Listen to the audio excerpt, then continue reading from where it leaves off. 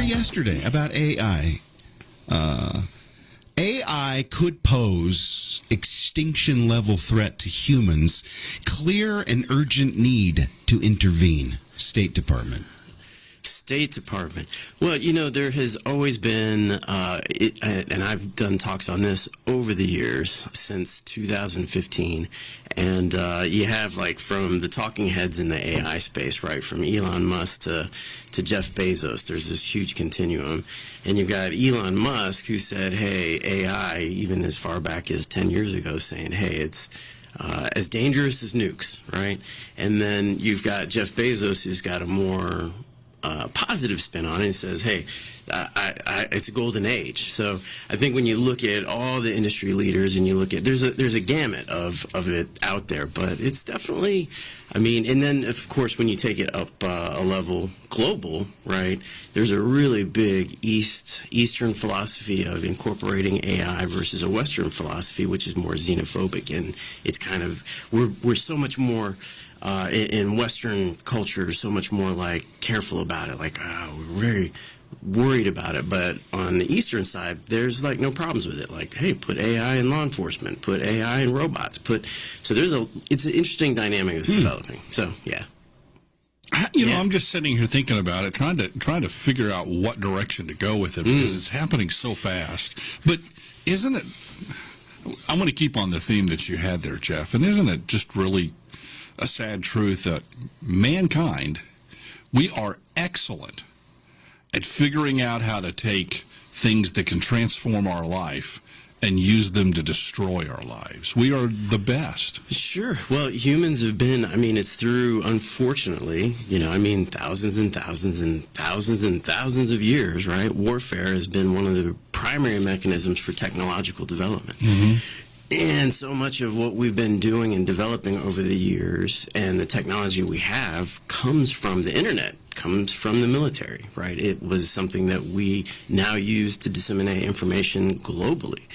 And it is an unfortunate truth that we do develop a lot of our best technology through warfare. And so hopefully, down the road, that's not our end goal, right? That we're just developing great technology for just outside of warfare. That'd be fantastic. And it's kind of funny that at this time, you bring up the comparison to nuclear capabilities. We just saw that movie that came out, Oppenheimer, and the real message in that movie was you got a guy who's conflicted. He knows what he's got to do, but he knows what the end result's likely going to be.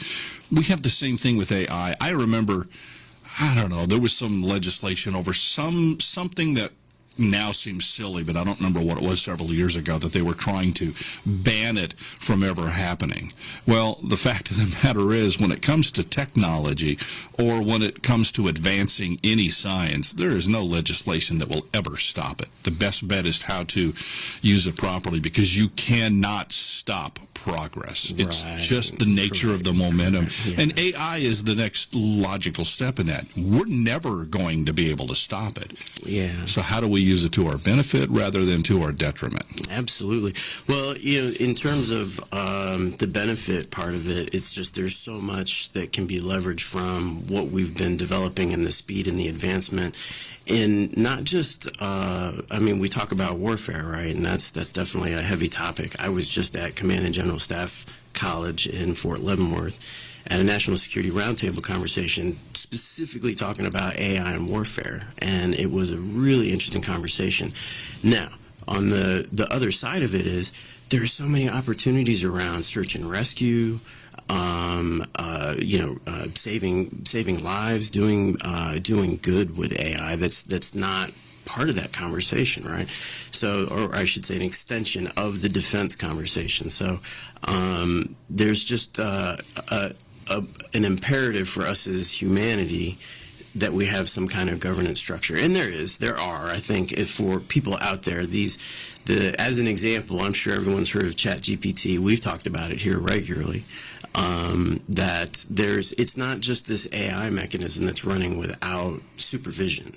There's a whole team of people behind it that are just on the governance side, that are cultivating the data, curating the training data, curating the responses. So I hesitate to call it policing, but I want to call it more like governance, right? Data governance around the artificial intelligence to help kind of move it along, right? So I think we as humans, I'm kind of an optimist, and you guys know this about me. You're long. But on the world. but I have a tendency to think that we're trying to do the right thing, right? There you are at that table, though, and it just occurs to me the one thing I'd have said if I'm sitting there with fruit salad on my chest. If the good guys have AI, then we're okay. What if the bad guys get AI and control it? To go further with that, Jeff, and this would be, I think, the American cynicism, and no doubt there's a lot of American cynicism, and that is, I just go back to World War II, what we learned in history books. The vast majority of the world said, no, this is not a good idea. But a handful of men said, no, we want domination. And that handful of men were able to control so many people. Now, if they have something like AI at their hands, a handful of men, let's say that big axis of evil we've talked about many times, which now seems to be Moscow, Beijing, Tehran, and North Korea. Sure. I mean, think about that. So there is a big difference between World War II and access to and the development of nuclear weapons along the process, right? Because there was just this big grab for talent, right? Sure.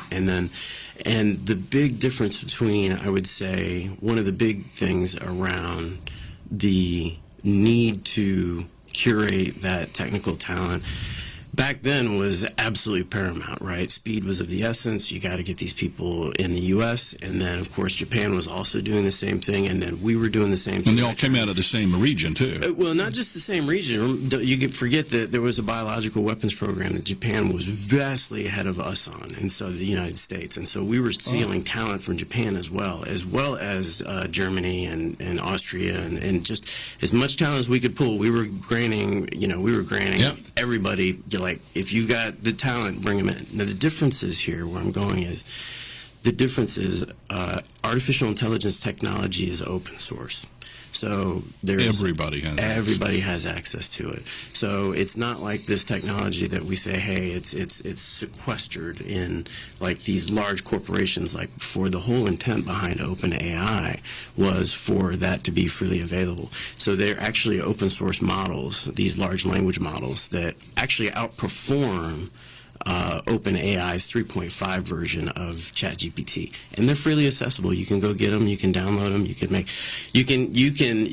can get your own very own AI personal assistant. Yeah. So it's different than it used to be. Now, that doesn't necessarily completely answer the question of where you're going with that, because the original part of that question is, I'd say, two-part, and it's super complicated. So the level field is a little bit more even now than with nuclear technology, which is just, that's such a hurdle that you just can't say, hey, I'm gonna make that in my basement, right? That doesn't work. Right. Whereas OpenAI and AI technologies, that, well, I mean, there are young people in their basement using kids in basements using AI tech right now, right? Learning about it, right? So, yeah, absolutely. Dr. Michael Pritchard, K-State. Now, I can't get out of my Western mindset, though. Open AI, sure. Yeah. But where's the dark AI that we can't see? I'm worried about that. So that is a part of it that gets into the whole and the defense industry complex, right? And then kind of that part of the world, right? And so that part of the enterprise portion of the world. So then that is something that is definitely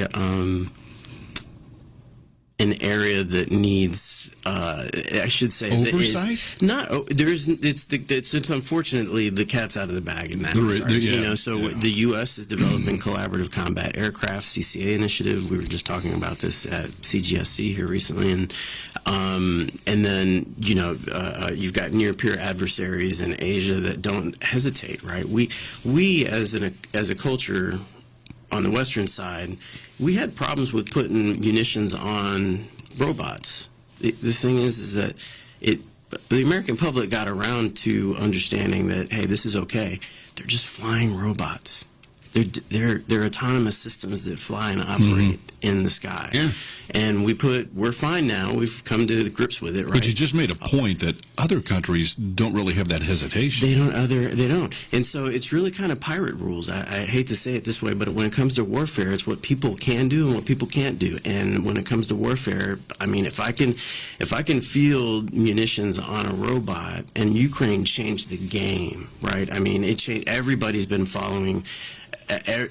Everybody's been fielding munitions into Ukraine, right? Of different smart weapons, different smart systems for surveillance. It's just the whole acquisition process around DoD is completely flipped. I was paying attention to a news story last night, and it's on TikTok, and it's what's happening in Washington now around TikTok. And I thought to myself, okay, so we've expending a lot of energy since the Trump administration on whether TikTok should be banned, whether it's bad because the Chinese government can find out everything they want to know about Americans. And I had two really big thoughts is, the Chinese aren't worried about that. They're just going to keep on moving while we're sitting back here in this political swamp. They don't have the politics to deal with in China. They've kind of set a lot of that aside because there is a ruling class that moves the ball forward. Sure. And are we actually naive enough to believe that even if we banned TikTok, that all of the other social media out there, Twitter or X and Facebook and anything else out there, doesn't have the same capabilities? So you bring up a good point, because the street goes both ways, right? We have a tendency in westernization to have this kind of like main character syndrome that what we do is like the universe centers around America. Everything we do is really good, and everything we really do is yes. good. But people forget that we have active operations where we are trying to steal stuff from China all the time, and Russia and Japan, and we do stuff regularly. It's called the CIA. We have these 3-letter agencies out there and others that not so named, right, that actually go out and actively try to get information. And it's corporate espionage too. That happens both ways too. We do it to China. China does it to us. Russia does it to China. China does it to Russia. Everyone's in the process of just trying to get the best toys, best tech. Yeah. So how does AI fit into that? Trying to get some info. And the war, and this is an interesting piece of it, because the large language models and the new multimodal models that are out now, the LMMs that are starting to come out, it's not even so much about the neural nets that we're building. We've far surpassed our ability to understand exactly what it is that we just created architecturally. Like, we know how to engineer it. You're telling us we are right on that edge. We're on the edge. Yeah, I know, because it's really hard to understand how the brain, how these neural networks, they're amazingly large. They're as big as a human brain when you take the complexity of it. And then trying to understand how, when you spin them up, how they evolve, it's kind of hard to understand how they evolve to come to their level of really, I hesitate to say it, but it's level of almost consciousness, right? So it's really hard to understand how that comes. So the last piece I was going to say is, this is something we were talking about. It's not going to be so much the war over the neural nets and the algorithmic warfare. It's going to be over the training data. That's where people are going to be fighting over it. It's data and water. It's really what the future of warfare is going to be. And not just warfare, but just economics, right? Corporations are going to be fighting. We fight today in America with each other over data, because it's the lifeblood that runs the organization. Right. So it's the organization that has the better data and the more structured and the more of it, the better their AI models are going to be. It comes down to the back end data. So yeah. When we come back, I'm going to be interested in where you see this ad. Yeah. Are we going to be in the Skynet world from Terminator, or in the data world from Star Trek? Two different ways of what they call, because those are both neural net science fiction But they both have completely different Nice. ways of looking Absolutely. at it. We might even swerve into AI doing some good things like Absolutely. curing diseases. I would love. Absolutely. Why not? Dr. Please. Michael Pritchard when we come back on the KSAL Morning News Extra. Gear up for harvest and planting season with Abilene Machine. Whether you need a starter, AC compressor, drive belt, draper belt, or need parts for your tractor, combine, planter, or till, Abilene Machine has you covered with an extensive inventory of new, used, and remanufactured ag replacement parts. With brands like Bosch and Stanadyne, you can trust that Abilene Machine not only has the part you need, but the quality as well. Abilene Machine offers a 1-year warranty on all their parts. Call 785-655-9455 or visit AbileneMachine.com today. Attention job seekers, mark your calendars and join Schwann's at the Wednesday, March 13th Career Fair at the Salina Central Mall from 2 to 5 p.m. Don't miss this opportunity to jumpstart your career and learn about Schwann's new automation expansions, new and exciting job openings, and speak directly with hiring managers, interviewing and making offers the same day. Schwann's has immediate openings for entry to high-level technical roles like machine operators, refrigeration, electrician, and controls technicians. Join Schwann's Wednesday, March 13th from 2 to 5 at the Salina Central Mall and apply online at schwannsjobs.com. As farmers have had to reimagine themselves, so have the companies they work with. Pioneer is dedicated to serving farmers year-round with the most advanced technologies and localized expertise. As a local Pioneer sales representative, Three Rivers Ag is committed to adapting with the changing industry to serve you today, tomorrow, and years from now. Pioneer and Three Rivers Ag are proud to work side by side with you in the most complex and rewarding industry on earth, farming. Find out more at threerivers-ag.com. Hutchinson Community College is proud to offer opportunities through the Kansas Promise Scholarship Act. The Promise Act offers a way to earn your college education, avoid debt, and work towards a well-paying job in a high-demand career. This scholarship covers tuition, books, supplies, and fees for those who qualify. If you're already in the workforce, this may be your chance to enhance your skills or change career paths. For more information on which programs are eligible, visit hutchcc.edu/promiseact or email myfuture@hutchcc.edu. Commercial Tire presents A Day in the Life of a Tire. Every year, the same old potholes come out swinging. I'm now on a first-name basis with them. And right on cue, here comes Bubba. Oh! Oh, man, here's good old Sasquatch. Ow! Ow! That's gonna separate some plies. Commercial Tire knows your tires take a pounding during pothole season. With 2 locations in Salina. Visit CommercialTireCenters.com. Commercial Tire Centers, where service is everything.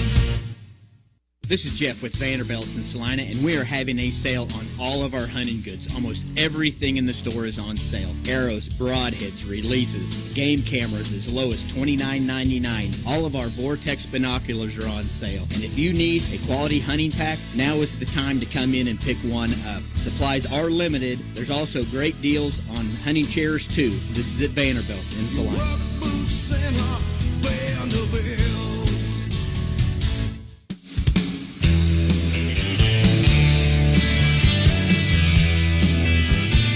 836 News Radio, 1150 KSAL AM 1067 FM. Jeff and Bob on the Extra. You're dropping your Pollyanna disguise today. Whatever. You said, let's go negative. Yeah, I do. Oh, You did. Dr. Michael Pritchard in the house. K-State talking all things AI. And off mic, we talked a little bit about robots and the difference, the mindset of Western versus Eastern, maybe Chinese, and how they view robotic war robots. So expand on that. Sure. What is we're both building them. We're working. You said we're both. Boston's working on this. Boston Dynamics. So the United States is we've got quite a few humanoid robots are like the next big thing, right? And there's a lot of active development around that because. We'll talk a little bit negative, then we'll switch over to the positives. That's okay. Right? Yeah, that's okay. So with regard to on the defensive posture of countries and what they're trying to build right now, there's really only 2 countries. I should say there's really only 4 or 5 countries really within the G8, if you think about it, that have the capability to build humanoid robots, but 3 of them are big players: Japan, China, and of course the United States. And Unitree out of China is building advanced humanoid robots, and they're pretty far along in the process, and they're building them a lot cheaper. So they don't quite have the same advancements that Boston Dynamics does in terms of their Does this look like a soldier? 2 legs, 2 arms? 2 legs, 2 arms. Yeah, it looks like a person. What about countries like India, where they seem to have the resources? They do, but it's India is not. A lot of them from in India. We're stealing a lot of talent from India both ways, right? So a lot of it's some of them are going to Japan, some of them are coming to the United States. Sure. There's not a lot of robotic automation development from that perspective. And the other country people worry about a lot, and believe it or not, and to me, it's not Russia. It's Iran, and it's the money that Iran can source. Well, it's you've got some that are Iran doesn't have the capability to build at scale, at mass, at what it is that they just don't have the capability to do what it is that we're talking about here in terms of humanoid robots. And there is a distinction too, I will say, from a Eastern philosophy, like when it Japan, China, East Asia, Asian cultures in general, Eastern philosophy has definitely a lot, doesn't have as many hang-ups on the usage of artificial intelligence and robotics in general, right? It's permeated their culture for a long time. Technology has been a big part of them living side by side for many, many, many years. They've embraced it. We've always seen the advances come out of Japan before they reach the United States. Japan's a big, when it comes to robotics, Japan's one of the biggest. Remember in the 1950s, they always joked about all the cheap stuff comes out of Japan. Well, that changed a lot in the 60s and 70s. And is there not something to just, look at that philosophy. And I'm not saying America needs to be like that, but you mentioned nuclear capability. And nuclear power plants are a pretty regular thing from Europe all the way through China, Japan. Even the disaster they had in Japan, they still move forward with it. In the United States, we have one little glitch, and all of a sudden, the whole thing is We get really worked up about things like that, And it's true. That is true. There's just this kind of we have this fear around. We want the technology, but we have this fear of technology. We don't quite have the same level of embracement of that we want to bridle around. And do we think as Americans that we foolhardily can control all this and keep it off our shores, and or are we just, that's the thing I don't know. But what we do know, there are, and we've joked about it, but now we talk about it because we don't want to run completely out of time. But there are so many positive advancements coming out. Healthcare. Right. To me, artificial intelligence is that one piece of the pie that could actually bring real treatments or potentially cures for some deadly diseases that we just haven't. Cancers, autoimmune disorders. Absolutely. Healthcare is big. Right out of the box with OpenAI, ChatGPT 3.5 free, right? If you jump on, there's a lot of research that shows that people are using GPT 3.5 for therapy. Right? They don't have quick access to a mental health therapist. Well, the AI actually works really, really well as a therapist, and you can have, and I don't know if you have the level of interaction. If you're not familiar with it, you should try it out because you can have a full-on conversation. Jeff, do you want Skynet to be your psychologist? And and so there's a lot of positives, right? Psychologists. Yeah, really. Absolutely. And helping people, like economic development. Like if you're a small business owner, you can actually use it to enhance your business plans. Like, I need to do this on the quick, right? I need to build a business plan, or I need to build a business strategy. Like, hey, this is a great way to go. AI is a cab driver and a psychologist at the same time. Yeah, absolutely. How lovely is that? So eliminating 2 jobs at the same time. Well, and here's the thing it's not so much job elimination, because this is happening in the military too, is that I'll give you a story. So the automated carrier landing system, it's an AI system. The Navy pilots fought it. And so the Navy said, look, it takes a long time for me to teach you how to be effective as a pilot, and it takes a lot more time for me to teach you how to do carrier landing. And then, oh, by the way, it's more complicated at night, and we're, I think, to date, the only nation that does night carrier landings. So they said, well, you just push the button. We have this thing that you'll hit the second arrestor cable every time. Just push the button and let the AI take over. And they fought it. But, over time, the pilots have been saying, okay, I see the issue here. I see what's going on. The opportunity is now I can teach that pilot to do other stuff. I can teach them to do other cognitive, I can load them up cognitively with other higher functions that I don't have to teach you how to do landings. It's kind of the same thing. Now take that story and multiply that times the workforce.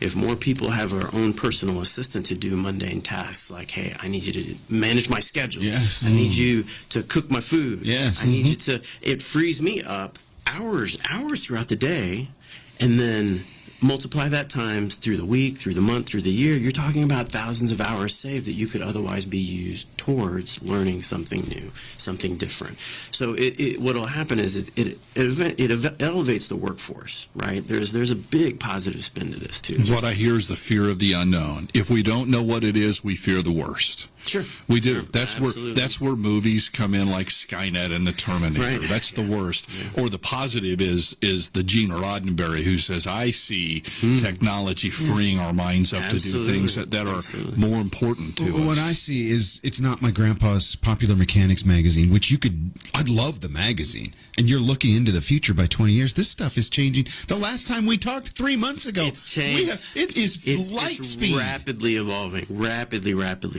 Yeah, and I was just saying this even for someone that's in the space as an engineer in the space myself, and just trying to keep up with everything that is moving along at the pace it is. It's fast. It's moving quick. It's moving very quick. So the media seems to have taken a stance of every time an AI learning model makes a mistake, they pounce on it. Look, it's not ready for prime time yet. However, I've got about 1.5-year-old grandson at home who makes a lot of mistakes. I love it. But then he learns not to make those mistakes again. Are we forgetting that those mistakes are part of growing up? Thank you, because that is absolutely 100% correct. I think it's interesting that we put this pedestal like it has to be the system of perfection, right? And then it's like, well, wait a second. I know a lot of humans that make a lot of mistakes regularly, and it's and that's okay, right? I mean, that's part of learning and growing up. That's right. And that's what we're going to see with this. But Absolutely. The one thing that I think we could all agree on, it's not going to stop. We can dig our heads into the sand all we want. It's not going away. So let's figure out how to make the best possible use out of it. Spend more time figuring out how to make the best possible use and less time worrying about what everybody else is going to do. Agreed. We're seeing what's happening with space exploration and now a nuclear reactor to be built on the moon. Yeah, so it's interesting because this gets into a really neat topic too, is the tokamak nuclear reactors that are nuclear fusion reactors that are we're not too far away. Completely different than what we've talked about. Completely different from what we've been talking about. Yeah. And it requires an AI for the confinement, right? And it's a total of humanity to make these things work. Like every bit of knowledge that we've got. The confinement ring, the magnetic plates that are required to manage the plasma stream that these things run on, and they've found out, like, hey, that we need an artificial intelligence to manage that stream of plasma that is moving in the ring. One of the things that's been really difficult is to manage it from that plasma from touching the plates. And so you have to use magnetic confinement to do that. Well, the magnets over the years in the early versions of these nuclear fusion reactors, they'd melt down because the plasma stream would get so hot that you can't have anything touching it. But now with the magnetic confinement and an AI managing the movement of the plasma stream, it's doable. So is that what they're talking about using the moon for and reactors on the moon? So those are different. Those work off of nuclear. Okay. That would probably be more of RTGs or radioisotopes. They use thermal. The things, it's a different the things that were probably, typically yeah. But this new technology has the potential of being very clean energy. But is it dangerous energy? Energy that could backfire? So is it clean, or is it in terms of the fusion, or could it backfire? When a nuclear power plant melts down in Japan, there's a lot of problems for the people that live there. So you'd have to. I don't want to get too far out ahead of my skis on this, because that's nuclear physics is definitely not my area of expertise. I'm pretty sure it's not ours either. Yeah, but I will say that my limited understanding of what those reactors do not create a pollutant. So yeah, and that's what's important about that. Yeah. Step aside for a real quick moment. Dr. Michael Pritchard joins us. I'm afraid to come back. You're going to want to come back, because he's going to tell us about satellites and AI. Can't wait to hear more. Space, one of my. This March, join Equity Bank and Friends of the Animal Shelter for a month-long charity event, making a difference for our furry friends and their owners in need. We're helping those facing challenges by providing pet essentials, food, vaccinations, and a spay-neuter program. But we can't do it alone. Donate pet food, leashes, collars, and more. For every pound of food, we'll match it with a donation of $1 per pound up to $2,000. On March 22nd, from 12 to 4 p.m., head to the Salina Selfie Booth at the Santa Fe location for an adorable pet photo of you and your pet. Bring your donations and receive a pet-friendly goodie bag. All month long, visit Equity Bank locations in Salina, our bank of pets. Drop off your donations and cash at the special boxes in the lobby. Let's make March a month of giving. Friends of the Animal Shelter, because every pet deserves a loving home. Equity Bank, member FDIC. Hello, I'm Scott Bergkamp, president of Bergkamp Incorporated in Salina, Kansas, and I want to personally invite you to come join our team. Since 1977, we have been building road maintenance equipment for our loyal customers around the world. We recently acquired a new product line and want your help as we continue to grow. We're a family-owned company that understands the importance of a healthy work-life balance. We offer stable work with overtime opportunities, long-term career progression, competitive pay, full benefits, and a generous paid time off program starting from day one. Our company culture is rooted in family values where we treat everyone with respect, and our leadership knows you by name. We value your ideas because the best know-how comes directly from our employees. If growing with a locally owned company sounds interesting, we would like to have a conversation with you. I invite you to visit birdcampinc.com and click on careers to view our available positions. That's birdcampinc.com, or just stop by. We look forward to meeting you.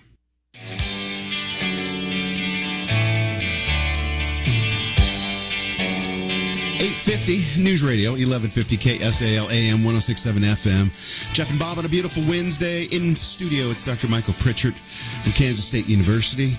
Satellite Space Command. Man, we should have started here, but oh well. We'll just go a second hour. That's all right. We're going second hour. Okay, you're here till noon. You didn't know that, right? You're heading to Space Command, and these conversations take place. Fill us in, whatever you can. Yeah, Satellites, absolutely. Space Command. Space is a big, especially with AI, but it's one of the industry sides of it that I really like to play in is on the space side. So it's a hot button right now. It is, yeah. With we actually have here at the aerospace campus research with the Air Force Academy Astronautics Department on space domain awareness and using extended reality systems in visualizing in I have no idea what you just said. So it's a lot. I know I threw a lot at you. Big word salad.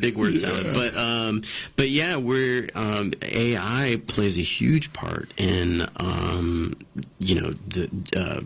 categorizing the behaviors of space objects and then space assets, and then, their maneuvering patterns, and then classifying what they do. There's a lot of research in just classifying what kind of satellite am I even looking at from the ground, just based off of the optical signature that gets bounced off from and its movement through the atmosphere, or I should say through its orbital trajectory, right? Mm-hmm. Okay. So I don't want to throw too many big words out there, but there's a lot of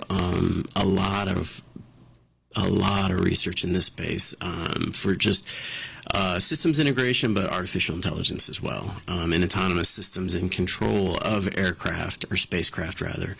it becomes so much more about efficiency because it's hard to put machine learning models in orbit. The reason is it's compute power. How much lifting something into orbit is expensive and it's heavy, and I can't take like a workstation, like a computer, a server that's weighs 50 pounds, and I can't, unless it's a really big satellite, right? Then I can do that. But if we're talking CubeSats, we're talking small satellites, small spacecraft, weight becomes super, super important because there's a downstream effect on how much AI I can pack into, or how much compute power I can pack into a satellite. And because it has a direct correlation to how much batteries I have to have on. Can they put enough of these small satellites into orbit to create a network, though, Sure. Yep. that does the same thing? Yep, that's what SpaceX does right now, right, with what they've got Starlink, right, and then they've got these kind of medium-sized satellites that have much more capability than a lot of other carriers do. But I live out in the country. I see Starlink go up. I know, it's the beautiful string of to pearls watch. when it goes. Yes, yeah, it's yeah, fascinating. Yeah. Do you know how many satellites they have launched? How many I units? do not know off the top of my head. Do any but of us know? We'd have to. We can chat GPT it. Let's do that real quick. Find out how many are out there. And will it and how many continue? have been deorbiting too? Because Okay. so that would be interesting because they launched so many. Yeah, Right. yeah. And those probably have a finite lifespan. Yes, they do. Right. It's a harsh environment, right? I mean, the vacuum of space. It's cold. It's super, super cold, and so you've got to have a lot. And so equipment's got to be different. In the old days, we used balloons to go behind German lines and look and see what they're doing when we were fighting trench warfare. Satellite is so important now. Space Command, they're obviously watching all of our adversaries, and they're watching us. In the last 5 minutes, are we in good shape? Sure, yeah, absolutely. Space Command is a combatant command, right? It's different from Space Force. So Space Force is a uniformed service branch within the Air Force, kind of like the Marine Corps within the Navy is administrative. But Space Command is, they are a unified combatant command. So all the space assets and uniformed service members from the Army, the Navy, the Air Force, and then, of course, Space Force makes a big part of that. And is that housed in Colorado Springs? Yes, it is. Okay. Yeah.